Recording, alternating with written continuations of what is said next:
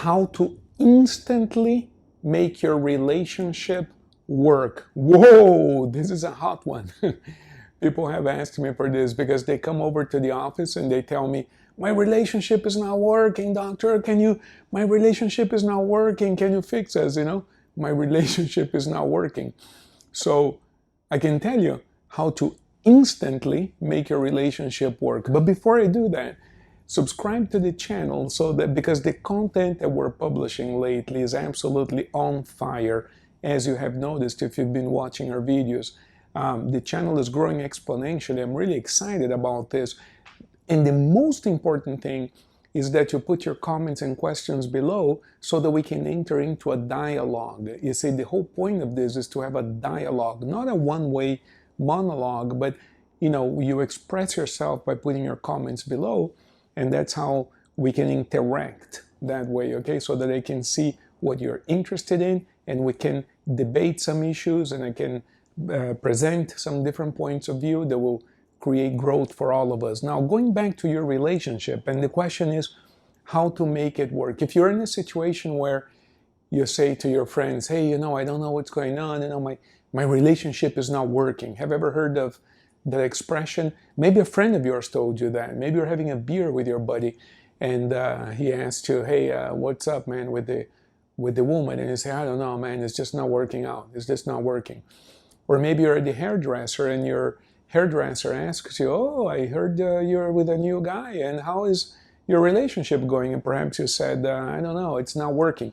Have you ever caught yourself saying, my relationship is not working? Or have you ever heard one of your friends or relatives say to you, my relationship is not working? Question is, how do you make it work? Simple. We're going to fix it right now.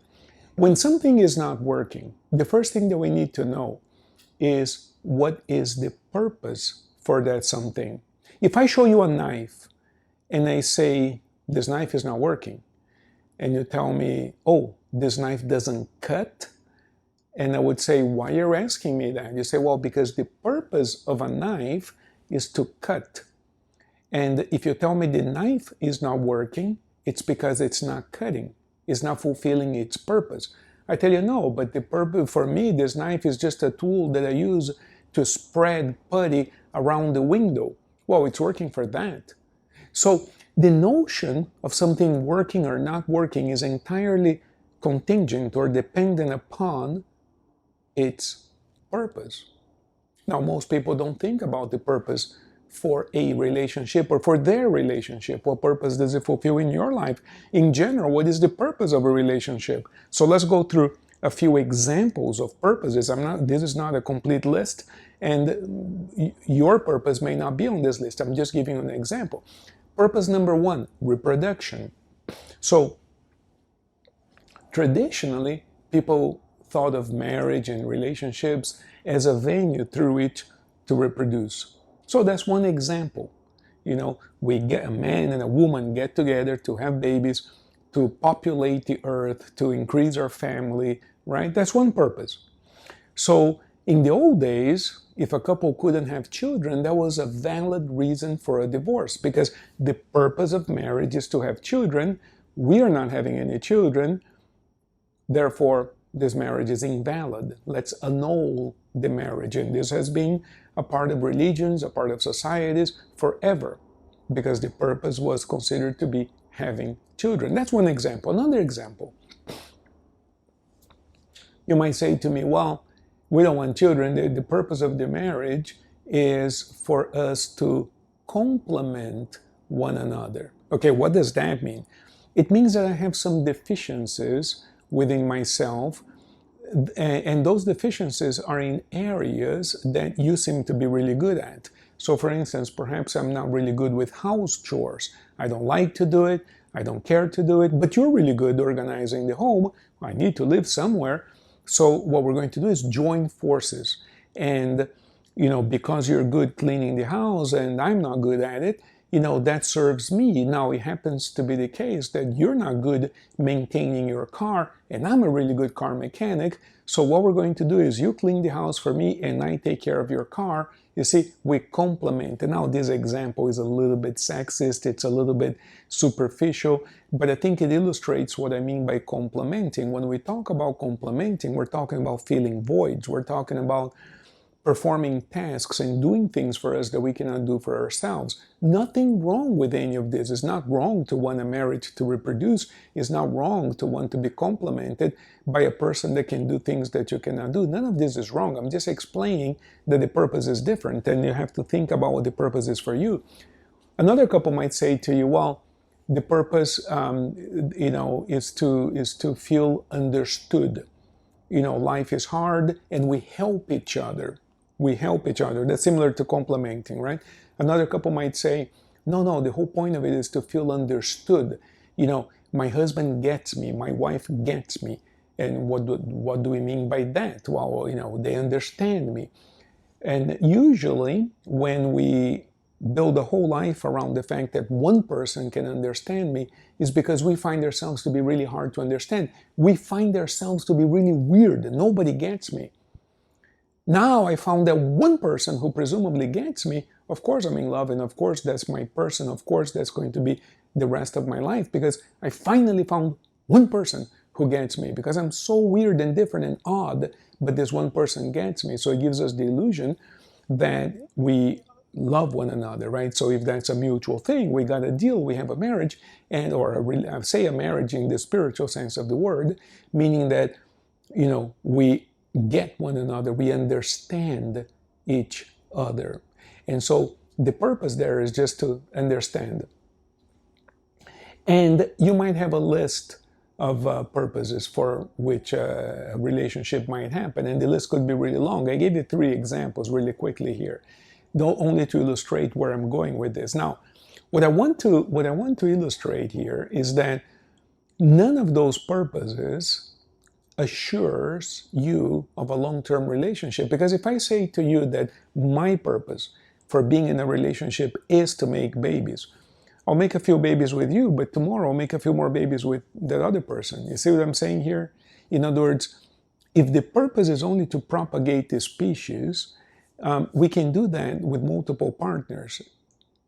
If the purpose here is to have my needs met as I attempt to fill your needs, well, there's always that one need that you cannot fulfill. And since the purpose here is to have my needs met, there's nothing wrong with me going elsewhere to have my needs met. And then you say to me, that's right. And what's wrong with that? Who says we have to be monogamous? No, I'm not saying that. I'm not making a video on morality or monogamy. That's not the point. And I'm not saying it's right or wrong. What I'm saying is that if we're continuously changing partners, we miss out on another possible purpose for the relationship, and that's where I'm going with this. So a couple comes in and says, our marriage, our relationship is not working. And I say, what is the purpose for your relationship? Because if you tell me it's not working, the only thing you have said so far is that the purpose is not being fulfilled. I have never met a couple, been doing this for 25 years, I have never met a couple who states the purpose for their union, and yet they tell me it's not working. Now, it's impossible to characterize something as not working unless we have the purpose. I give you the example of the knife. The knife is not working, it's not cutting, because the purpose is to cut. If that same knife is an adornment that I hang on the wall, well, it's working for that. It entertains me, I look at it, it looks pretty. See, what is the purpose? If I tell you it's not working, I am consciously or unconsciously alluding or making reference to a purpose. And part of the problem in relationships is that a couple will come in and they'll tell me the relationship is not working, but they don't know what the purpose is. All they know is that they don't feel good. So let me give you another example. Keep this in mind. Hold on to this thought. I'm going to go elsewhere and come back to this.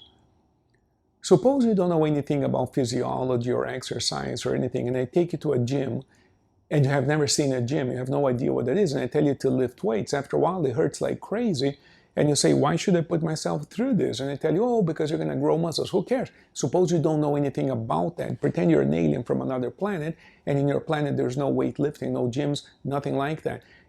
Why would you do something like this? Why would you be there screaming, lifting weights, suffering for absolutely no purpose whatsoever? It's not like you're generating electricity for the planet. It's not like you're doing anything productive. You're just there sweating, lifting weights, screaming and hurting. But now, if you know that there's a purpose for that, if you understand a little bit of exercise physiology, if you know that you're micro-tearing those muscle fibers so that they can grow stronger and you're going to look different, suddenly you don't mind the pain. So the pain of lifting weights at the gym is perfectly okay if there's a larger purpose that you're interested in. We accept that. And you might say, oh, but how can you compare exercise to the marriage? No, I'm not comparing exercise to the marriage. I'm illustrating a way of thinking about this. So when we say, going back to the relationship, when we say it's not working, it's because it's not fulfilling whatever purpose we think there is for the relationship. It's not fulfilling that purpose, but we don't even know what the purpose is, because I ask him, so what is the purpose? I don't know. To be together, I guess. What do you mean you guess? If you tell me it's not working, you're not getting what you want out of it, what you think the purpose is. So once we go through that conversation, people say, yeah, but I just don't feel good. Well, who says that feeling good is the purpose? So then we can ask the question, was or is feeling good the purpose for this relationship? Was that what you signed up for? Did you say that? I'll be committed to you as long as I feel good. If that's the purpose and you're not feeling good, then you're right, it's not working. No, that's not quite it. There are ups and downs in a relationship. Okay, so then what is the purpose? And the point I'm making is this. Go back to the exercise analogy and you realize that in the exercise analogy, you tolerate the pain, controlled pain, calculated pain, because you know through that process that we call exercise, you're growing and you're okay with that. So now suppose you say to me that the purpose for your relationship is for you to grow. Suddenly everything changes. Part of growth is to be persistent. Part of growth is not to be always initiating a new relationship, because if you're always initiating a new relationship, you're only riding the excitement wave of the chase of the relationship, but you're not going into any depth about anything. So there's very little growth. If you redefine the purpose for your relationship as growth, if the purpose for the relationship is to grow, then everything changes, because you may discover that a relationship you thought was really good is actually not fulfilling its purpose, and vice versa. One that you thought was no good is actually really good because there's a lot of growth there. Now, I'm not suggesting that the way to grow is through pain, and I gave you the example of the gym, and you might, I don't want to steer you in that direction. I think that growth happens out of joy and happiness as well. But there are moments of temporary discomfort, such as when you go to the gym. And sometimes you got to face yourself in the relationship. And that's a little bit uncomfortable. But that's what leads to the growth. Perhaps I don't quite show up as I think I show up in the relationship, and examining that kind of look in the mirror can be a little bit painful. I was at a seminar this week, and they asked me to do, in front of the group, they asked me to do an exercise, and it's a therapy exercise, and they asked me to do a particular demonstration in front of the group, but there's a therapist, right? And I did a demonstration, and of course, the instructor is going to critique you because that's what you're there for. Awesome, that's what they are getting paid for. That's exactly what I went there for. But I'm not going to deny that I would have preferred a whole bunch of applauses. You see, had I gotten a whole bunch of applauses, I didn't, right? But had I gotten a whole bunch of applauses, I would have felt really good, but I wouldn't have grown. I had to face deficiencies and possible improvements. And that comes across as a criticism. It really isn't. We're there to study and to learn. But it's a little tough. Of course it is. But that's how we grow. That's how we learn.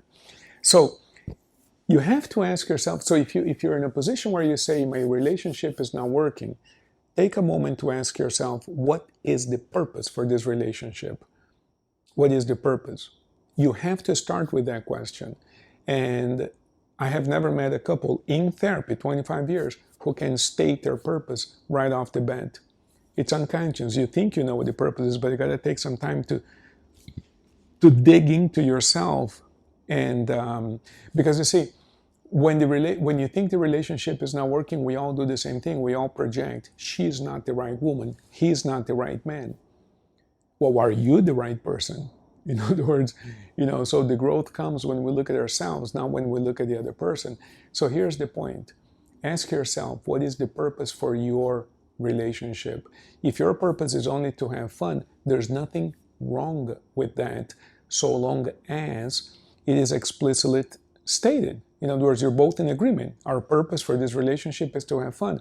We're no longer having fun. It's not working. Now, can we go back to having fun, or is the relationship over? That's perfectly okay, because you're free to choose. You see, where we get into trouble is when we don't take the time to think about what our true purpose is, we don't articulate what our purpose is, and then we get upset at the other person for not fulfilling my purpose when I don't even know what my purpose is, much less the other person. We assume that we all have the same purpose, and we assume that we know what our purpose is, but we don't. And that's why we have this sensation that it's not working. Once you know what your purpose is, it becomes really easy, really clear. Okay, how can we make this work then? How can I fulfill this purpose? How can I best make this work? That's all you gotta do. And boom, instantly your relationship is working. If not, call me and we'll talk about it. Blessings to all of you.